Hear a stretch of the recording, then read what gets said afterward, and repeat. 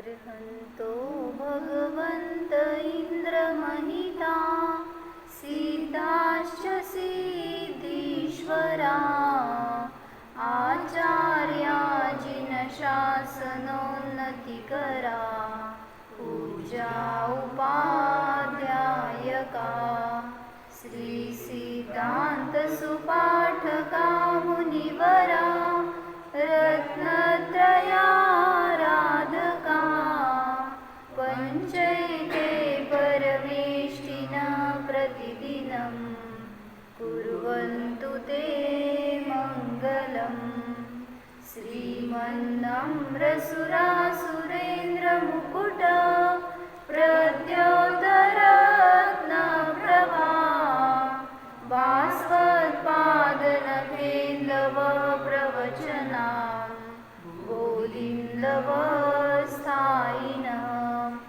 ये सर्वे जिनसिद्धसूर्यनुगतास्ते पाठका साधव स्तुत्या योगिजनैश्च पञ्चगुरव कुर्वन्तु ते मङ्गलम् सम्यक् दर्शनबोधवृत्तममलं रत्नत्रयं पावनं मुक्तिश्रीनगराधिनाथजिनप त्युक्तोपवर्गप्रद धर्मसूक्तिसुधा च चैत्यमखिलं चैत्यालयं श्रयालयम् प्रोक्तं च त्रिविधं चतुर्विधमपि कुर्वन्तु ते मङ्गलम्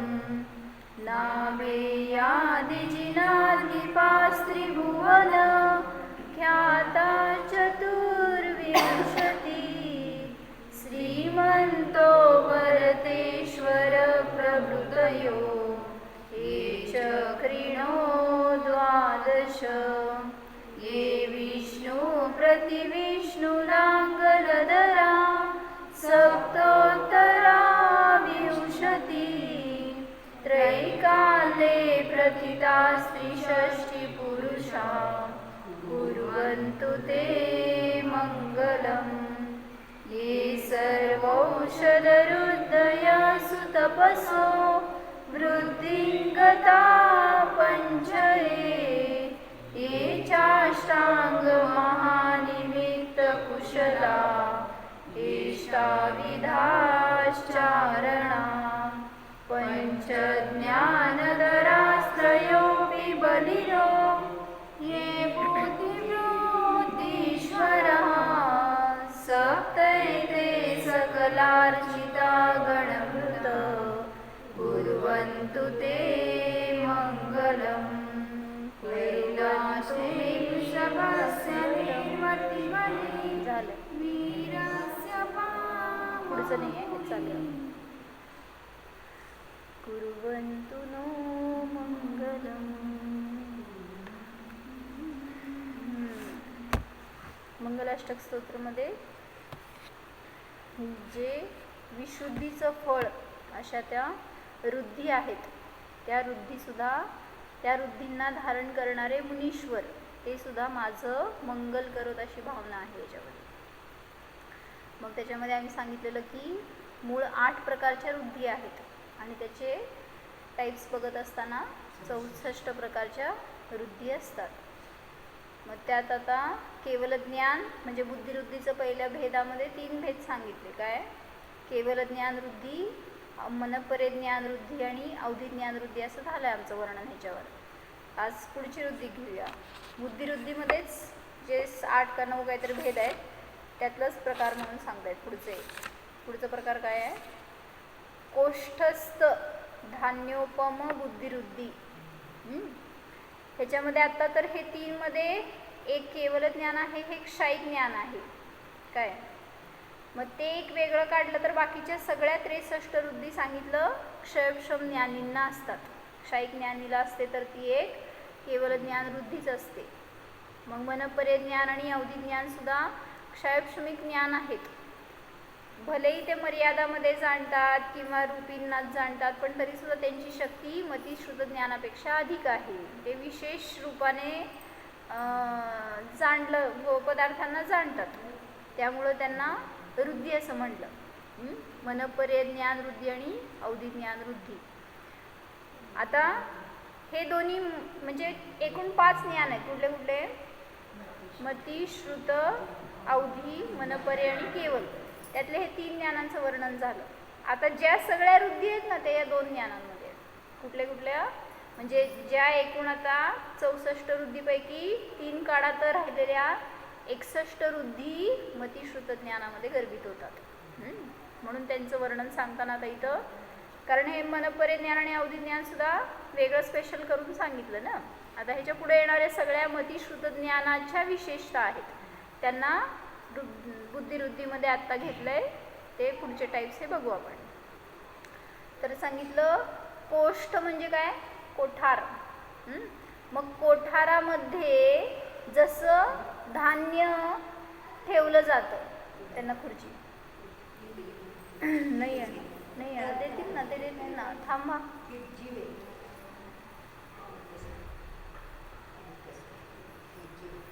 कोष्ठ म्हणजे काय आका?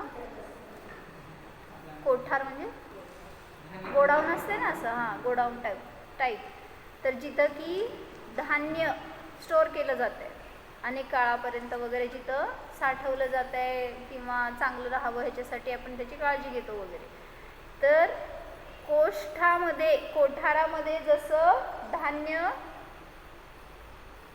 जसंच्या तसं राहतं, ह्याच्यासाठी याचं विस्तार वाचते मी म्हणजे समजेल तुम्हाला. त्याप्रमाणे असणारी बुद्धिवृद्धी, ह्याच्यासाठी त्याला नाव दिलं आहे कोष्ठस्थ धान्योपम. कोष्ठामध्ये ठेवलेल्या धान्याप्रमाणे असणारी वृद्धी, बुद्धिवृद्धी. जसे भंडारात हिरा, पन्ना, सोने, चांदी, धान्य आदी स्टोअर केले जातात. खूप काळांनी काढले तरी जसेच्या तसे निघतात, कमी अधिक किंवा अस्थानी वगैरे जात नाहीत. इथं ठेवले तिकडं गेलेत असं तर होत नाहीत. कोठारामध्ये ठेवलंय त्याला तुम्ही. मग सांगितलं ते जसंच्या तसं जिथल्या तिथं राहतात. तसे सिद्धांत, व्याकरण आदी, न्याय आदी, सूत्र, गद्य, पद्य, ग्रंथ जसे वाचले, ऐकले, चिंतन केले, शिकले, शिकवले ते खूप काळ गेला तरी तसेच राहणे. म्हणजे जे काही तुम्ही अध्ययन केला असाल किंवा वाचले असेल, कधी पाठांतर काय केलं असेल, तर ते काय का जसंच्या तसं आहे का नाही डोक्यात आपल्याला. आम्हांचे उद्देश जे काय शिकलेलो लहानपणी असताना, आता प्रवेशिका म्हणा, छडाला म्हणा, द्रव्यसंग्रह, जे काय आम्हांनी शिकवलेलं सगळं आहे का नाही आहे? कुठं आहे सांग बघू. स्टोअर काढ बघू बाहेर. हां कुठल्या कुलपात घातलंय सगळं, का सगळं विसरून गेलं. मग तिथं ते जसंच्या तसं राहणं ही एक वृद्धी आहे. आपल्याला वाटतं नाही आम्हाला काय लक्षात राहत नाही, विसरून जात आहे असं म्हणता की नाही तुम्ही. तुमचे आता सगळे कोष्ठमध्ये असणारे सगळे बुद्धी काढू आपण बाहेर. सांगा घरात कुठल्या डब्यात काय ठेवलं लक्षात आहे का नाही? कुठं कुठं कुठल्या बँकेमध्ये किती पैसे आहेत, कुठल्या कपाटात कुठले कपडे आहेत, दागिने आहेत. आपलं सगळं स्टोरेज असतंय हो. फक्त ते कचरा भरायचं का चांगलं ज्ञान भरायचं आपल्यावर अवलंबून आहे. काय काय भरतो. 10 वर्षांपूर्वी एकाच्या फंक्शनमध्ये गेलो होतो आणि त्यांनी आम्हाला याच म्हणले नाही, सन्मानच केला नाही किंवा काहीतरी अपशब्द बोलले. स्टोअर केलं का नाही? काय स्टोअर केलं? कचरा. मग हे असले निगेटिव्ह थिंकिंग स्टोअर करण्यापेक्षा मग आहे ना, शक्ती आहे ना तुमच्या बुद्धीमध्ये, मग काय स्टोअर करायचं? किती आहेत सांग बघू असे अननेसेसरी थिंकिंग, असे अननेसेसरी थॉट्स आपल्याकडं खूप आहेत. कुठं जायचं खूप घेऊन? मग खाली जायचं का वर जायचं आहे? काय उपयोग? मग आपल्याला माहीत आहे की ते व्यर्थ आहेत, त्यांचा माझ्या जीवनात माझ्या भविष्यासाठी काहीही उपयोग नाही. समजल्यावर तर सोडायला पाहिजे का नको? कसं येते मग? ते पूर्ण सोडलंच नाही, वाटतंय तुम्हाला सोडलं म्हणून. म्हटलं ना ज्ञानीची परिणती कशी असते, म्हटलं ना कोणी जरी चुकीचं आहे ना, तेच की नकोय तसं. म्हणून तर आपलं ज्ञान असं विशुद्ध ठेवा ना. मग परवा म्हणून तर उदाहरण सांगितलं होतं की त्या पूर्वभवातल्या अनेक वैरी रूपाने असणारे जीव सुद्धा समोर बसलेत मुनींच्या, आणि ज्ञानी आहेत मुनी, मनपरे ज्ञानी अवधी ज्ञानी, समोरच्या सगळ्या जीवांचं सगळं जाणतायत. हा जीव मला पूर्वभवामध्ये यांनी उत्सर्ग केला होता. काय परिणाम आहेत मुनींचे? मी मुनी आहे, तुम्ही माझ्यासमोर बसलाय, मागच्या भावात तुम्ही मला उपसर्ग केला होता. आता मी तुमच्याविषयी काय भाव करणार? जर ज्ञानी मुनी असतील तर जीवच बघतात. मग त्या काल परवा ऐकलेल्या प्रवचनमध्ये काय सांगितलं होतं कुंतलगिरीमध्ये? म्हणले सीतेचा जीव कुठे आता 16व्या स्वर्गामध्ये प्रतिइंद्र आहे. सम्यक दृष्टी असल्यामुळं इंद्र पदवी मिळाली, स्त्रीलिंगाचा छेद झाला. तर त्यांनी सांगितलं काय की सम्यक्त्वीची दृष्टी कशी असते याच्यासाठी सांगितलं होतं. 3ऱ्या नरकात गेला, रावणाचा जीव तिथं आहे नारकी रूपामध्ये, पण रावणाने तिला त्रास दिला होता का? चांगलं झालं होतं रावणामुळं सीतेचं. आता समोर आलाय तिथं तो जीव, म्हणजे स्पेशली त्याच्यासाठी लक्ष्मण आणि रावण दोघंजण पण तिथं आहेत ना नरकामध्ये. मग त्या दोघांचा उद्धार व्हावा या भावनेने तो सीतेचा प्रतिइंद्राचा जीव नरकात गेला होता 3ऱ्या नरकात. आता ते दोघं समोर दिसायला लागलेत, तरी रावणाविषयी हे भाव नाही आले की हा किती वाईट आहे, ह्याच्यामुळं मला किती त्रास सहन करावा लागला, वियोग झाला माझा रामापासून, मला इतकं हालापेष्टा सहन कराव्या लागल्या, असे भाव आले नाही. कारण सम्यक दृष्टी जीव जीवाला जीव बघतो समोरच्याला. असं ते ऐकल्यावर असं वाटलं किती खरं सरळता आली. तिथं लक्ष्मण प्रिय होता पूर्वभवात, रावण वैरी होता, पण असा भेदच वाटला नाही तिला. फक्त त्यांनी सांगितलं की तिने स्वतःला जीव म्हणून जाणलं होतं ना, त्यावेळेस तिला हे दिसत होतं की समोरचा तो जीव आहे आणि त्याचं कल्याण व्हायला पाहिजे, त्याला हे दुःख नको, किती भयंकर पीडा आहे तिथं हे त्यांनी बघितलं समोर सगळं नरकामध्ये. आणि असं वाटलं की ही पीडा शत्रू असला तरी त्यालाही मिळू नये, हे सम्यक दृष्टीचे भाव असतात. आणि मग सांगितलं त्यांना ओढण्याचा, नेण्याचा, उचलण्याचा सगळा प्रयत्न केला. शेवटी साखळदंडांनी बांधलं त्या दोघांना आणि घेऊन चालली आहे ती. रावणाला स्पेशली रावण बघा, लक्ष्मण जाऊ दे रागानुराग होता त्याच्याशी, पण रावणाला साखळदंडांनी बांधून चल मी घेऊन जाते. किती सगळी शक्ती लावून उचलायला लागली आहे, पण असं पाऱ्यासारखं गळून पडला तो परत परत. म्हणजे फक्त एवढं बघा त्याच्यामध्ये, जो ज्ञानी असतो तो समोरच्याला पर्यायातून पाहत नाही, जीव पाहतो, स्वभाव पाहतो. गणधर होणार आहे ती, रावण तीर्थंकर होणार आणि ही त्याची गणधर होणार आहे. म्हणजे शेवटी आणि तिथंच संपलं तिचं वैर, हे मला सांगायचं आहे. त्या रावणाने काय केलं असेल ते त्याचे परिणाम, पण हिने आपलं वैर सगळं सोडून कसं संपलं तिचं. मग तुमचं का नाही संपू शकत? माझ्या सासूने असं म्हणलं, माझ्या जाऊने असं म्हणलं, माझ्या बहिणीने, भावाने, दिराने, सगळं हेच भरून ठेवलंय सगळं आपल्यामध्ये. कसली बुद्धिवृद्धी तुमची, कधी वृद्धी प्रगट व्हायची? कोणाकोणाच्या डोक्यात काय काय काढा बघून. समोर माझ्या बसलेले सगळेजण, सगळ्यांची बुद्धी विशुद्ध आहे असं सांगा मला एकदा, यस म्हणून. एक जण तर आहे का? सगळे म्यूट आहेत. यस यस खरं का? काय शास्त्रासमोर खोटं बोलू नका. म्हणजे जर विशुद्धी असेल ना, ही वृद्धी प्राप्त होणार तुम्हाला सुद्धा.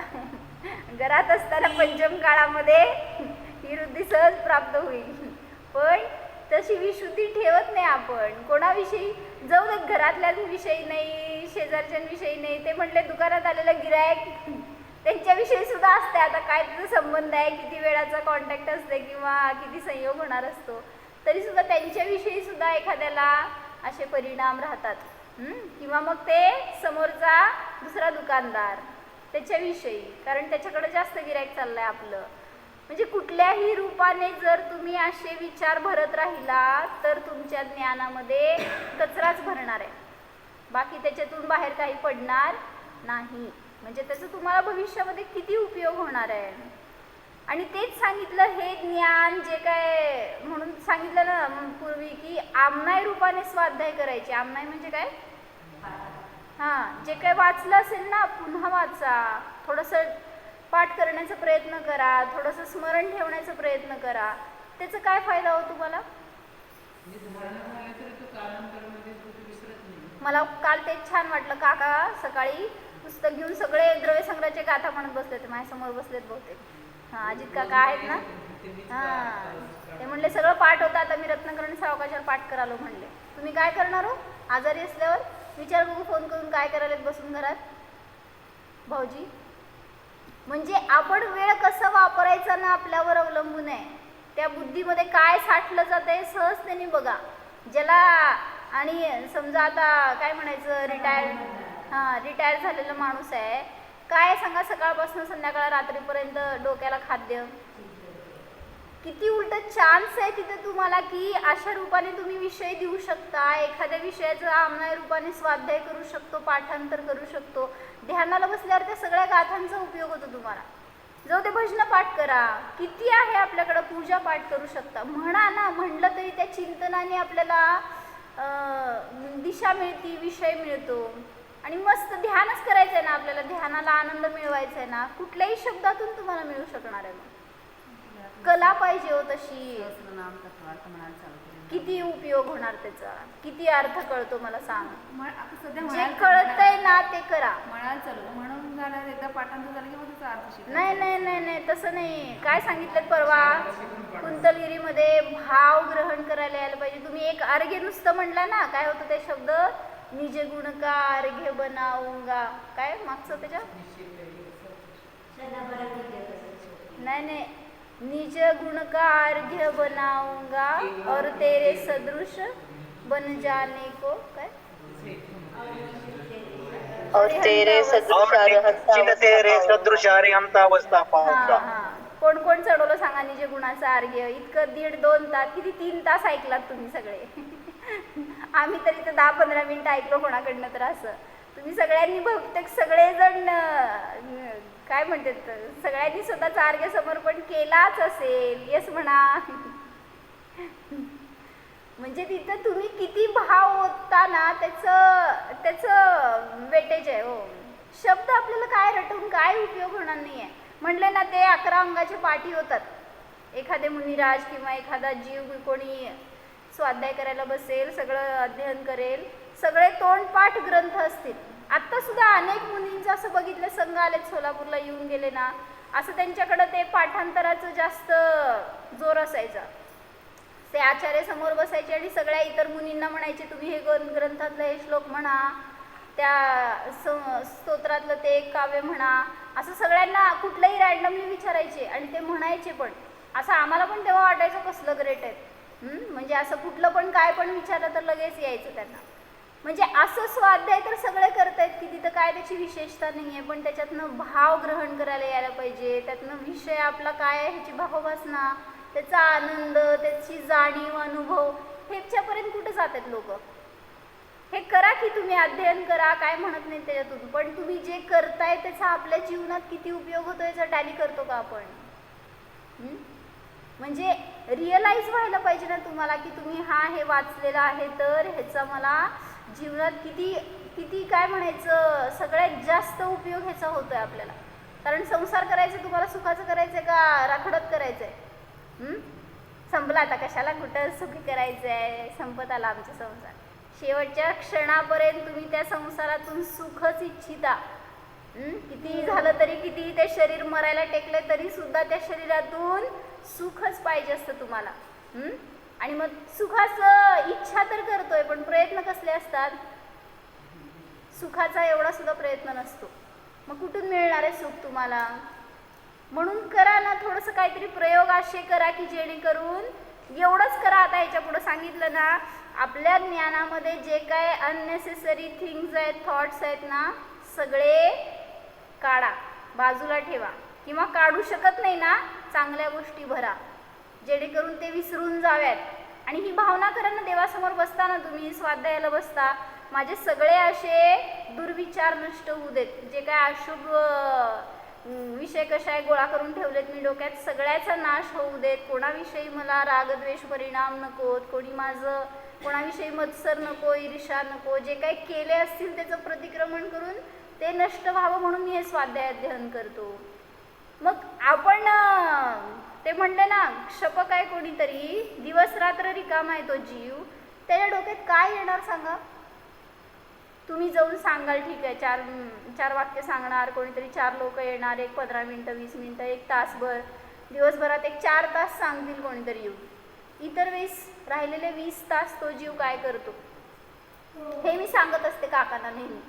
म्हटलं तुम्ही आयुष्यभर ते ऑडिट करा, ते क्रेडिट डेबिट काढा आणि ते तसलं सगळे काय म्हणतात टॅक्स जमा करा आणि भरा आणि घाला, त्याच्यातच आयुष्य घालवलंय, बुद्धी घालवली आहे. मरायच्या समयाला काय आठवणार सांगा? त्याचे पैसे दिले का, त्यांचं आणलं का, त्यांनी घेतलं का, दिलं का, हेच राहणार आहे डोक्यामध्ये. म्हणून स्वतःला आहे ना अजून चांगली आहे बुद्धी, तोपर्यंत हे द्या, सांग तू आहेस तोपर्यंत. तिथं सिरियसली कोणीही घेत नाही. खूप वेळ सांगून झाले, सोडा आता ते सगळं, देऊन टाका, त्यांचं त्यांनी बघता, तुमचं सोडा. कसं म्हणून ह्याच्यातून आपण सीख घ्यायची माहिती का? त्या जीवाला आज आपण सांगितलं किती कळकळीने सांगतोय, पण त्याला आज तसं पुरुषार्थच होत नाही त्यांच्याकडून. मी पण तेच करतोय, काय करतोय वेगळं आपण? असं मोहाचे संस्कार असतात. मग हे वॉश करायचं म्हणजे चांगलं असताना आपली परिस्थिती, आपलं तन मन धन सगळं, काय वचन सगळे चांगलं असताना, आपली ॲबिलिटी असताना हे संस्कार करून घ्यायला पाहिजेत. आणि करतात असं लोक, ते बघून तरी शिकायला पाहिजे ॲटलिस्ट. म्हणजे आपल्या साधण्यासाठी ते उपयोगी आहेत. बाहेरचे कोणीही जवळ असले तरी सुद्धा साधायला तितकी मदत त्यांची होत नसते. कारण माझ्या ज्ञानातच विचार असतील सगळे चुकीचे, तर कोणी येऊन नमोकार मंत्र सांगेल, खूप उत्कृष्ट उपदेश देईल, तरी सुद्धा त्याचा किती फायदा होणार? म्हणून गोळा करा ना, काहीतरी ज्ञानामध्ये भरा, पण काय भरा? अशा गोष्टी. आणि सगळ्यांच्यात तेवढी काय म्हणते ते कुवत असती की ज्ञानात तुम्ही स्टोअर करू शकता. असं कोणी इथं मतिमंद, बुद्धिहीन किंवा फारच अल्पक्षयक्षमवाला असं कोणीही नाही. सगळ्याला सगळं आपलं घर माहीत आहे, घरातले सगळं सगळं कुठं काय आहे काय नाही सगळं माहीत आहे. कुठली डिग्री घेतली तू? हे कसं लक्षात आहे? किती वर्षापूर्वी घेतलं होतं? बिनकामाचं BCom. मग तिथे हे सगळं कामाचं आहे ना, हे भरा की. आता ते शिकायला आपण म्हणलं त्यांनी 15 वर्ष घालवला. तुम्ही डिग्री 15 वर्षांनी मिळते ना, आणि मग 15 वर्ष ते भरलं सगळं डोक्यामध्ये. आता हे भरायला किती वेळ देता हो? राहा बघू इथं 15 वर्ष मी तुमचं असं सगळं वॉशआउट करून दाखवणार. चॅलेंज. समोर या माझ्या, कोण कोण येत आहे बघू, आम्हांच्या सोबत या. तेवढं जाऊ दे, 15 वर्ष नाही, 5 वर्ष द्या. 5 वर्षामध्ये असं कायापालट होऊन जाईल सगळं आपला. मी 1 महिना राहिले कंटिन्यू, तर चित्रच बदललं सगळं आमचं. ड्रेस घालून अम्मांकडे गेले होते, साडी घालून बाहेर पडले. 1 महिन्याची गोष्ट फक्त. आज पण मी तेच सांगितलं सिमरनला की टिकून राहायला लागतं अम्मांच्या जवळ. जेव्हा आपल्याला खरं वाटतंय ना की काय करावं, हा टर्निंग पॉईंट जेव्हा असतंय ना, त्यावेळेस तिथं कुठं राहावं आणि काय विचार करावा. तिला मी असं संबोधन केलं होतं की तू कर विचार, ब्रह्मचर्य घेऊ शकतो, राहू शकतो आपण. असं संसार म्हणजे कोणाचाही सुखदायी नाही, नसतो, होणार नाही. ती म्हणली सगळ्यांचं बघून असं वाटतंय थोडंसं करावं, आपल्याला होणार नाही हे. थोडंसं रंगढंग बघावेत, मजा करावी. कोण कोण मजेत आहेत सांगा माझ्यासमोर. मजा वाटते तुम्हाला, पण काय म्हणायचं ते भूलभुलैया आहे किंवा खोटं आहे ते सगळं. आणि त्याच्यात तुम्ही मानसिक म्हणताय की आम्ही सुखी आहे किंवा ह्याच्यातून मला सुख मिळते, पण तसं नाही आहे. मग ती काय सांगत होते मी? हां, तिला सांगितलं म्हणून मी की तू इथं आली ना, इथं राहायला पाहिजेस. म्हणजे आम्हा म्हणणे मी सांगतात की जेवढं राहतो ना, सहवासात जास्त येतो ना, तेवढे संस्कार घडतात. मग ती पण म्हणली इथं आल्यावर इथल्या असं का वाटतंय करावं, तिकडं गेल्यावर आम्हा कुठं राहायचं सांगा बघू. संसारी लोकांच्या तर. म्हणून तिला सांगितलं मोहीच्या जवळ राहिलं की मोहच शिकतो, निर्मोहीच्या जवळ राहिलो तर निर्मोहता शिकतो. मग म्हणली असं सगळ्यांचेच असतात, पॅरेंट्स असे असतात की ते ओढणारेच असतात घरामध्ये. मग ती पण म्हणली असं काय फार आई वडिलांचं, आई आहे की चांगलं, आईचं नेचर चांगलं आहे, वडील पण चांगले आहेत, नाही असं नाही, मला माहीत नाही समोर बसलेत का. पण मोही असतात शेवटी, ते असं थोडी ना लगेच म्हणणार आहेत जा तू घे ब्रह्मचर्य घे, दीक्षा घे. कोणीही कोणालाही म्हणत, नामांना सोडलं नव्हतं त्यांच्या आईवडिलांनी पूर्वाश्रमीच्या, तर कोण कोणाला सोडणार आहे आता. आणि मग तिथं ती म्हणली की कसं अलाउड करतील मला, घे काय म्हणणार आहेत का कोण. मग काय सांगत होते, कशासाठी सांगत होते. नाही तेच की तिच्यासाठीच की, पण कशासाठी सांगत होते.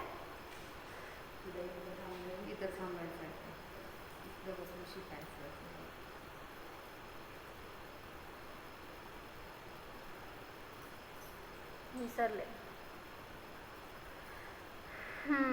म्हणजे ती मोहींच्या स्थानिक राहिल्यावर मोहीच होणार. राईट करेक्ट पॉईंट पकडला तुम्ही.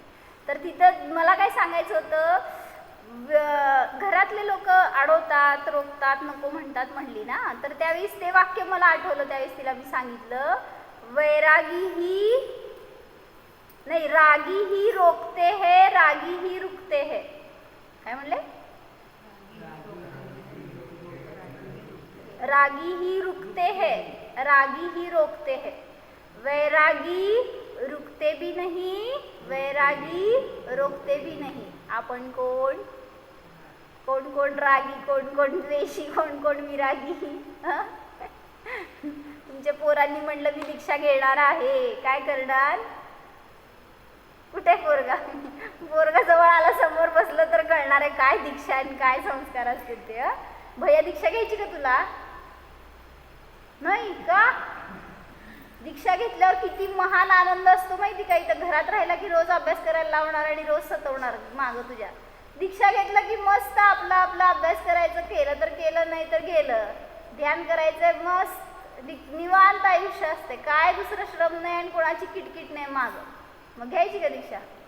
हे घेणार आहेत बघ भा तुझे, घ्यायची ना दीक्षा भा, दीक्षा घ्यायची ना, भाव करायचे आपण. थोडी ना आत्ता कोणी लगेच देणार असतं आपल्याला. मला घ्यायचीच आहे. दीक्षा घेतल्याशिवाय मोक्ष आहे का तुम्हाला.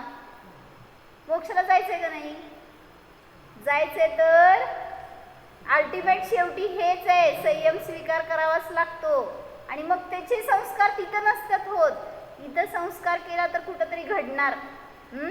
म्हणून सांगितलं करा ना, सगळे भावना करा. आम्हा नेहमी सांगतात की मला मोक्षाला जाईपर्यंत ब्रह्मचारी राहायचं आहे, मला दानाला पात्र राहायचं आहे, मुनी दीक्षा घ्यायची आहे आणि आत्मकल्याणच करायचं आहे. इतकी पवित्रता विशुद्धी आपल्या ज्ञानामध्ये आणा तर येणार ती दशा, पण अवघड नाही. म्हणून रागी बनू नका, विरागी बना. आणि काय म्हणत होते, आणि स्वतःला अनुकूलता द्या, दुसऱ्याला त्याच्या निमित्तात मिळणार आहे नाही असं नाही आहे. आपण दुसऱ्यालाच अडवायला जातो पहिला, स्वतःचं तर राहिलं बाजूलाच. त्यामुळं रागी बनू नका. रागी तर अनादी काळापासून आहोतच, त्याचं नाश करायचा प्रयत्न करा. जे कसं होणार आहे, जर मी वीतराग आहे हे जाणलं, परद्रव्याशी माझा काही संबंध नाही आहे, परद्रव्य मला सुखी दुःखी करणारं नाही, ह्याचा जेव्हा ज्ञानातून स्वीकार होणार ना, त्यावेळेस तुम्हाला तो राग सुटणार आहे. जसं त्या सीतेला सुटला, त्याच्याविषयीचा द्वेष सुटला, सहजतेने सुटला.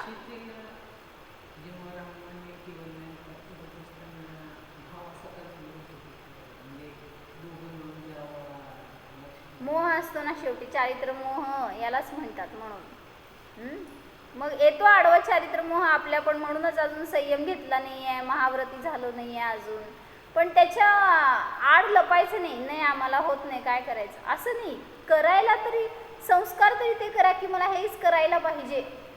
किती वाटतं दीक्षा घ्यावी, मुनी दीक्षा. हो म्हण, आत्ता द्यायला लावते लगेच, आजच्या आज दीक्षा. मग त्याच्यासाठी राहावं लागतं अम्मांच्याकडं घर सोडून, नाही तर इथून दीक्षा घेतलं परत जाऊन घरी गेल्यावर घर राहत नाही, घरातले राहत नाहीत.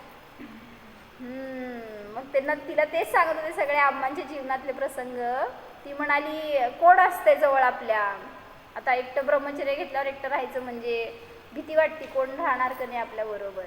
म्हणलं लग्न झाल्यावर काही भीती वाटत नाही हो तुम्हाला सगळ्यांना. तुम्ही सगळे निडर आहेत का माझ्यासमोर बसलेले. लग्न झालंय म्हणजे आम्ही एकदम सेफ आहे, एकदम आपल्याला काय म्हणायचं सगळे आधार देणारे आहेत, असं गैरसमज आहे सगळ्यांचा हा. कोणी कोणाला आधार देणारं नसतं, कोणी कोणाचं दुःख वाटून घेणारं नसतं. संकट काळामध्ये जेव्हा आपल्यावर येत आहे ना त्यावेळेस आता दिसलं तुम्हाला इतक्या दिवसांमध्ये कोरोनामध्ये कोण कोणाचं होतं. म्हणून एक प्रसंग सांगितलं होतं त्यांनी की कोणीतरी आलं होतं एक व्हिडिओ असं की एक मनुष्याला कोरोना झाला होता आणि त्याला 3 मुलं होती आणि त्याच्यामध्ये त्यांनी खूप झगडला, खूप ट्रीटमेंटचे प्रयत्न केले, पण शेवटी त्याचा जीव गेला त्याच्यात, त्या मनुष्याचा. आणि मग त्यांनी ते डेड बॉडी न्यायला म्हणून त्या ॲम्ब्युलन्सला बोलवलं होतं, ते जे कॅरी करणारे असते त्यांना. आणि ते किटमध्ये घालून नेतात ना, त्याला टच करायचं नाही वगैरे. मग तो ॲम्ब्युलन्सवाला आला पण त्यात तो एकटाच होता गाडीमध्ये नेणारा ड्रायव्हर. मग त्यांनी ते बॉडी किटमध्ये पॅक केली पण त्याला एकट्याला उचलायला येईना ना. मग तो म्हणला मुलांना हात लावा चढवूया गाडीत. ते म्हणले मला बरं नाही आहे म्हणले तिघांना पण. कसं हात लावायचं, कोरोना झालं तर. त्याला झालं होतं ना वडिलांना. आणि तिघांनी पण अक्षरशः मागं सरकले की आम्ही नाही हात लावणार, तुम्ही घेऊन जावा म्हणून. वडील बरं का, सख्खे वडील तुमचे, काय म्हणायचं आता बघा, रागी आहेत का वितरागी आहेत. आणि मग ते बिचारा म्हणायला मला एकट्याला नाही उचलता येणार, गाडीत तर कसं ठेवणार मी उचलून, इथून घेऊन गेलो जसं. त्यांनी कोणीही तयार झाले नाही तिघं पण. हां नाही, त्यांनी सगळं त्याचं ॲप्रॉन वगैरे घालून आलेला, त्याचं किट घालून आलेला की. पण ते थोडी ना आलं, त्यांनी त्याच्यासाठी चालत म्हटल्यावर कोण विचारणार आहे त्यांना. मग त्यांनी शेवटी बिचारा बोलून बोलून थकला आणि ओढत एकटाच घेऊन गेला गाडीपर्यंत. तरीसुद्धा तिथून उचलून घालायचं म्हणजे पण त्यासाठी खूप अवघड होतं. त्यांनी वाट बघितलं कोण येतं आहे का, पण कोण आलं नाही. त्यांनी तसंच कसं तरी त्या गाडीमध्ये घातलं त्याला.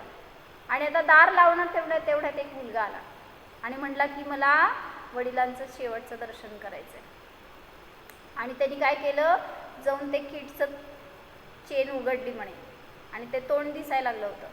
तर त्यांनी त्याच्यात हात घातला आणि त्या अंगठी होती त्यांच्या हातात, डायमंड रिंग होती, तेवढी रिंग काढून घेतली आणि परत किट बंद केला. कोरोना कुठं गेला हो? किती म्हणजे मोही जग आहे असं ते ऐकल्यावर सुद्धा वाटलं की लोक कशासाठी मरायला लागले. म्हणजे रिलेशन विसरून गेलं त्याच्यामध्ये. नाही कुठं स्मशान, त्या गाडीपर्यंत सुद्धा गेलं नाही कोण. त्या माणसाला उगीच वाटलं की ह्याच्यामध्ये काय म्हणायचं, पितृत्व बद्दल जर असं प्रेम आलं असेल म्हणून बिचारा म्हणाला शेवटचं दर्शन करायचं. तर वडिलांना झाले म्हणून संध्या रस्त्यावर सोडून निघून गेलं. असं पण किती भयंकर परिस्थिती बघा की आज बाहेर म्हणजे. आणि मग तुमचं कोण करणार आहे हो असं. म्हणून उलट सगळ्यांनी तेच सांगितलं ना कुंदलगिरीच्या याच्यामध्ये की कोण म्हणतंय कुंद कुंद व्हावं माझा मुलगा. किती संस्कार करता, किती केली सांग बघू. खरं खरं शपथ. जोपर्यंत घरात होते तोपर्यंत केलं, आता ते काय बाहेर गर्भात आहे, गर्भातनं बाहेर आल्यावर तुमच्या हातात आहे. लहान असताना संस्कार सगळे हेच घालायला पाहिजे होते. तेवढा स्वीकार आपल्याला लागतो बरं का, त्यावेळेस शब्दात शक्ती येते तुमच्या. नाहीतर तुम्ही आपलं उगीच सांगितलं अम्मांनी म्हणून घातले त्याच्यावर 4 वाक्य संस्काराचे, असं नाही. तुम्हाला मनापासून स्वीकार असेल ना की नाही माझ्या मुलांनी कधीही असल्या संसाराच्या दुःखामध्ये अडकायला नको, त्याला कसलंही असं त्रास सहन करायला लागायला नको. त्याला सांगा बघू जाऊन प्रसन्न ना, तू मुनीच हो, तू लग्न करू नकोच. हां ते बिचारे ऐकायलाच नाही ना म्हणून. म्हणजे जेवढं निर्मळ संस्कार करताना त्याच्यावर पण घडत असते ते. आपल्यामध्येच उतरलं नाही, आपल्यातनं त्याच्यात कुठं जायचं. म्हणून पहिला आपल्यात उतरवा, एवढं काय म्हणायचं दृढतेने स्वीकारा की नाही हाच मार्ग सुखाला देणारा आहे. बाकी तुम्ही किती पैसा मिळवा, किती सुखी कुटुंब असू दे तरी सुद्धा त्याच्यातून निष्फळ आहेत ते सगळे. मग कुठून कुठे गेलो आपण. तर डोक्यात काय साठवायचं, आपल्या ज्ञानात काय साठवायचं हे तुमच्यावर अवलंबून आहे. पण आपण ते सगळं इतर गोष्टी अशा साठवतो जेणेकरून, आता ते हे होते ना श्रीमंत राजचंद्रजी, काय होतं त्यांची विशेषता, शतावधानी होते. म्हणजे काय, म्हणजे काय 100 लोकांनी एकाच वेळी प्रश्न विचारले त्यांना किंवा 100 गोष्टी दाखवल्या तर त्यांचं ग्रास्पिंग असं होतं की ते सगळं ॲज इट इज स्टोअर करून परत त्यांनी रिप्लाय दिलं त्यांनी सगळ्यांना तशाचं तसं. ते तुम्ही बघितलं असेल सगळ्यांनी, त्याची शॉर्ट फिल्म आली होती ना श्रीमंत राजचंद्रजींची. मग त्यात त्यांनी सगळं दाखवलं होतं. त्यांचं इव्हन चरित्राच्या पुस्तकात पण सांगितलं आहे की ते एकाच वेळी एका मनुष्याशी चेस खेळत होते. एका काय म्हणतात पुस्तकातनं नाही काव्य वाचून दाखवत होते, तर ते सगळे वाचून दाखवलेले काव्य त्यांना बाय हार्ट झाले जस्ट सांगितल्यावर. पुढं सांगितलं त्यांच्या पाठीवर गुंजा टाकत होतो कोणतरी, किती गुंजा पडलेत हे त्यांना लक्षात, ते पण त्यांनी काउंटिंग कराले. बाहेर घंटा वाजवत होतो कोणीतरी, ते किती बेल वाजवले हे सुद्धा त्यांनी सगळं एका वेळी बरं का. आणि परत ते ह्याच्यामध्ये कोर्टमध्ये कोणीतरी डिबेट चालू होतं, काय म्हणतात त्याला, पक्ष आणि विपक्ष असं. त्यांच्यामध्ये काय कॉन्व्हर्सेशन झालं, त्यांना काय उत्तरं द्यायची, सगळं ते सुद्धा म्हणजे अशा रीतीने त्यांनी दाखवलंय. फक्त ह्याच्यापेक्षा सुद्धा जास्त ॲबिलिटी त्यांच्यामध्ये होती. मग अशी शतावधानता होती, तर त्याचा उपयोग काय केला त्यांनी, नाही ज्ञानी होते ना ते, मग नंतर सोडून दिलं म्हणून त्यांनी सगळे शतावधानाचे प्रयोग सुद्धा सोडून दिले सगळ्यांना दाखवायला. मला कोणाला दाखवण्यासाठी हे माझं ज्ञान वापरायचं नाही आता. पहिला त्यांना पण असं अजब वाटायचं मला इतकं कसं येतं, आणि मग त्यावेळेस ते सगळ्यांना प्रयोग करून दाखवायचे येतंय म्हणून. पण नंतर त्यांनी ते सुद्धा सोडून दिलं की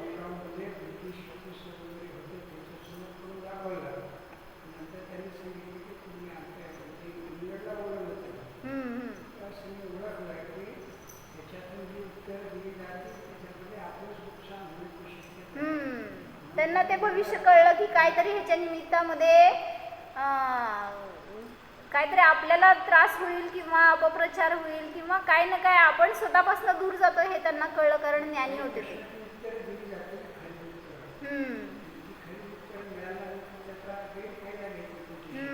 म्हणजे काहीतरी त्यांनी सांगितलेल्या उत्तरातून इंग्रजांच्याकडनं काहीतरी त्याचा गैरवापर होईल या दृष्टीने त्यांनी ते प्रयोग बंद करून टाकले आणि कोणाला असं दाखवत नव्हते मग ते. पण त्यांनी त्याचा उपयोग स्वतःसाठी खूप चांगला करून घेतला. कोण, श्रीमंत राजचंद्रजी. तो मी नव्हेच, नाही गेले की ते. हां, गांधीजी त्यांचे गुरु होते ना, तर गांधीजींचे हे गुरु होते, गांधीजींचे हे गुरु होते ना श्रीमंत राजचंद्रजी.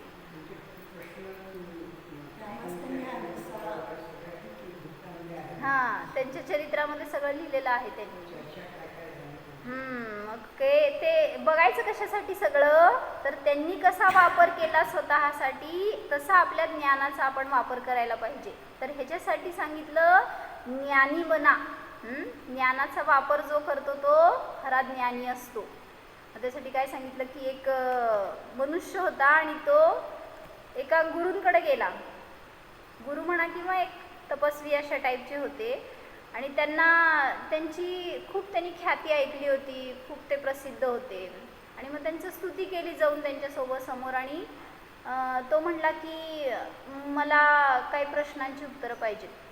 कोण, तो मनुष्य त्या संतांना म्हणाला की तुम्ही खूप ज्ञानी आहात, मी ऐकलंय, किंवा तुम्हाला खूप सारं विशेषता आहेत असं मी ऐकलंय, तर तुम्ही माझ्या काही प्रश्नांची उत्तरं देणार का.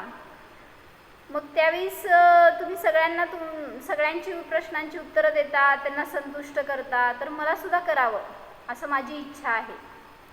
आणि मग जर तुम्ही मला उत्तर देऊन संतुष्ट केले तरच मी मानेन की तुम्ही खूप आत्मज्ञानी आहात, खूप श्रेष्ठ आहात, असं मी मानेन, असं तो म्हणाला. मग त्यावेळेस त्या तपस्वींना कळलं की ह्याचा उद्देश काय आहे किंवा ह्याला कसं मार्ग दाखवायचं. मग त्यांनी विचारलं की तुला फक्त प्रश्नांची उत्तरच मिळवायची आहे का काय गमवलं तर पण चालेल, काय कमवायचंच आहे का काय गमवायचं पण आहे. मग तो म्हणाला मी क्षत्रिय आहे, तुम्ही काय मागितलं तर मी द्यायला नाही म्हणणार नाही, कारण क्षत्रियाचा तो धर्म असतो, कधी ते मागं सरकत नाहीत कोणी काय मागितलं तर. म्हणले मागा तुम्हाला काय पाहिजे, मी द्यायला तयार आहे. मग त्यावेळेस तिथं त्यांनी मागितलं, म्हणले तुला काय करावं लागेल की जास्त काय नाही मागणार तुला मी, तर तुला ज्या काही प्रश्नांची उत्तरं पाहिजे त्याच्या बदल्यात तुला 1 वर्षासाठी माझ्याजवळ राहावं लागेल, ते पण मौन. काय म्हणले मी? असं त्या तपस्वींनी सांगितलं त्याला की तुला माझ्याजवळ 1 वर्षपर्यंत मौन राहावं लागेल. मग आता त्याला प्रश्न पडला बरं का. तुम्हाला विचार करा, असं कोणी सांगितलं तर काय करणार? तुम्हाला भयंकर प्रश्न आहेत, संसारात लई दुःख आहे आणि तुम्हाला असं सांगितलं तुमचं सगळं दुःख काढून टाकणार मी, फक्त माझ्याजवळ जाऊ दे 1 वर्ष. 1 महिनाभर मौन राहायचं. 1 महिनाभर तर राहायचं ते पण प्रश्नच आहे, पण त्याच्या पुढं जाऊन परत मौन राहायचं म्हटल्यावर आता तो विचार करायला लागला बरं का. तो म्हणला मला जर प्राण मागितले असते ना, एका क्षणात द्यायला मला काय वाटलं नसतं, त्याला क्षणच लागतो. म्हटलं 1 वर्षपर्यंत मौन कसं राहायचं? आणि मग त्याचे विचार आहे का, त्यांनी काय काय सांगितलं, तुला 1 वर्षपर्यंत माझ्या आश्रमात राहायचे आहे, ते पण मौन. त्यानंतर आजच्याच दिवशी 1 वर्षांनंतर मी तुझ्या सगळ्या प्रश्नांची उत्तरं देतो असं त्यांनी म्हणलं. मी तुला वचन देतो म्हणून. आणि हे त्याचं कंडिशन ऐकायच्या आधी त्या क्षत्रियांनी सांगितलं होतं ना, मी तुम्हाला द्यायला काय नाही म्हणणार नाही, आणि त्या सगळ्यांच्या समोर बोललेलं हे वचन होतं त्याचं. त्यामुळे आता क्षत्रिय मागं कसं सरकणार? घ्यावं तर लागणारच. मग ते सगळं ऐकून तो मनुष्य जरा गडबडला, कारण प्राण द्यायला काही क्षणच लागतात, सोपे असते, फक्त थोडंसं धाडस करावं लागतं. पण हे 1 वर्षांसाठी शांत राहणे म्हणजे महा अवघड काम आहे, कारण रोज स्वतःशी झगडावं लागेल, लढावं लागेल, विचारांची झुंज द्यावी लागेल. कसं का? मौन आहे, उलट किती आनंदी असतील असं वाटतं तुम्हाला. पण घेऊन बघा, बसा बघू 1 तासासाठी मौन. काय म्हणले निमय? जेवताना मौन घेतो ना तू? त्रास देते का नाही मम्मी, सांग बघू, का तूच त्रास करून घेतो? माझ्याकडे बघतच नाहीत, वाढतच नाहीत, हे दोनच नाही, याच्यात तिकटच नाही, इतके विचार असतात. आता जेवण झाल्या सांगते मी, सांगणार मी तिला, ओरडणार. असं आपण काय करतो, कधी ते मौन सुटेल ह्याची वाट बघत असतो. मग तिथे 1 वर्षपर्यंत मौन म्हणल्यावर सांगा बघू. आणि ह्याच्या निमित्तानं फायदा खूप आहे बरं का. म्हणजे जर आम्ही आता 3 दिवस मौन असतो ना, त्यावेळेस त्या आम्हाला जर असं एक्सपिरियन्स आहे त्याचा, कसं फायदा असतो. आज एखाद्याविषयी राग झाला बरं का, आम्हाला कोण पाणी दिलं नाही किंवा काहीतरी झालं समजा, त्याच्यामध्ये पहिल्या दिवशी असं झालं, तर विचार काय करतो, जर मौन नसतं ना, बडबडून मोकळं झालं असतं, म्हणजे आसरव बंद. आणि तेच मौन आहे, अज्ञान असेल ना, मौन घेऊन सुद्धा, तर ते आसरव चालूच आहेत.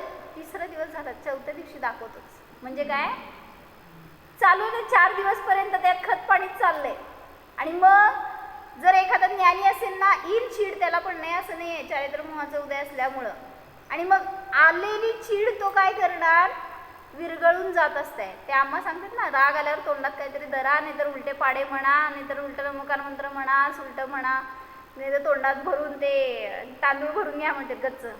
म्हणजे मौन राहावा एवढंच असतो त्याचा अर्थ शेवटी. मग ते थोडासा काळ असतो, ते गेला की सगळा राग ओसरून जातो आपला. पण मग त्यांनी सगळं तेच विचार सुरू झाले ना, त्याला इतके प्रश्न होते.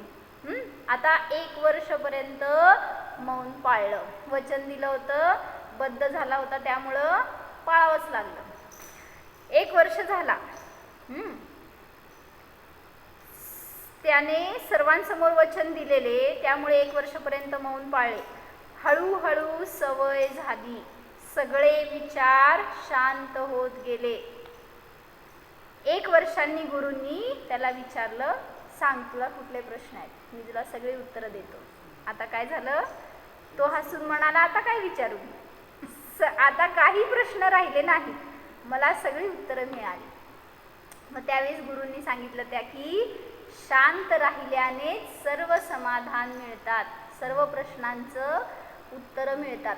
आपण शांत राहत नाही, हाच सगळ्यात मोठा दोष आहे. अशांतीच आपल्या संकटाचं, आपल्या दुःखाचं कारण आहे. म्हणून काय राहावा, जर संकटातून बाहेर पडायचं आहे, मुक्ती मिळवायची आहे, शांती मिळवायची आहे, तर शांत आहे असं प्रयोग करून बघा, तर ते मिळणार आहे तुम्हाला. पण घरात अशांती झाल्यावर काय करता, अशांतीनीच आपण सोल्युशन काढायला बघतो, पण कधी मिळणार, अशांतीनी शांती मिळत नसते. म्हणून करा प्रयोग आणि 1 वर्षभर मौन घ्या. 1 वर्षभर घेणार नाही, 1 दिवस घ्या. ज्या दिवशी तुम्हाला माहिती आहे आज रागद्वेष होणार आहे, तर त्या दिवशी दिवसभर मौन घ्यायचं आणि देवा करत चालते किंवा इतर गोष्टी काय ज्याच्या निमित्तात आपल्याला लाभ होईल असं काहीतरी म्हणा किंवा स्तोत्रपाठ करा, त्याच्यात उपयोग लावला तर उलट जास्त फायदा होईल. पण आपण त्या कषायांमध्ये अशांतीमध्येच अडकून राहतो आणि त्यामुळं अजून त्याची वाढच होत राहते. म्हणून त्याचा नाश करायचा तर शांत स्वभाव आहे असं ध्यान करा, जाणा आणि मौन पाळून पहा.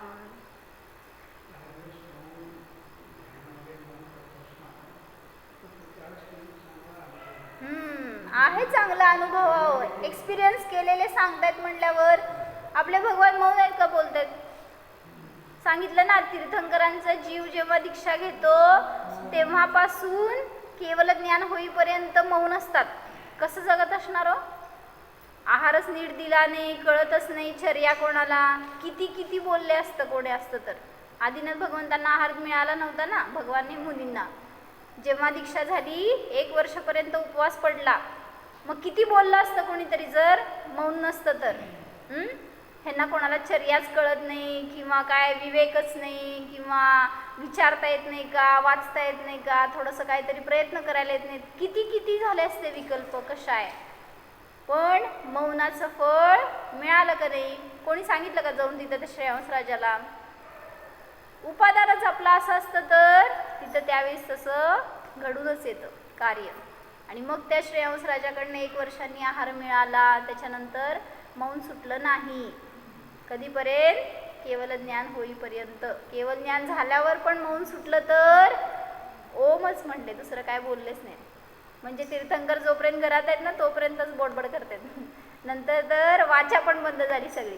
आणि जेव्हा बोलणार त्यावेळेस तिथं असा उत्कृष्ट उपदेश असतो तो ओंकार, म्हणजे ज्याच्या निमित्तात सगळ्या जीवांचं कल्याणच होतं. मग अशी कल्याणाची भाषा आपली असावी, आपले वचन असे असावेत, आपले भाव असे असावेत जेणेकरून स्वतःचं आणि पराचं सुद्धा त्याच्यात हित असावं. हो जाणा अशब्द स्वभावी निज ध्रुव जाणा. हा मी शुद्ध आत्मा अनादीपासून विभावाने रहितच आहे, विकल्पाने रहितच आहे, अशांतीने सर्वथा रहित आहे पहा.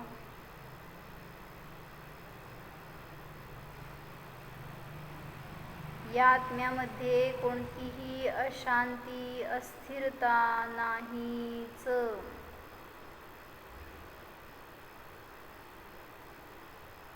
प्रशांत स्वभाव आहे, परमशांत स्वरूप आहे,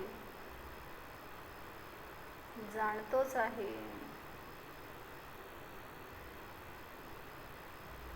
ज्ञायकोऽहम्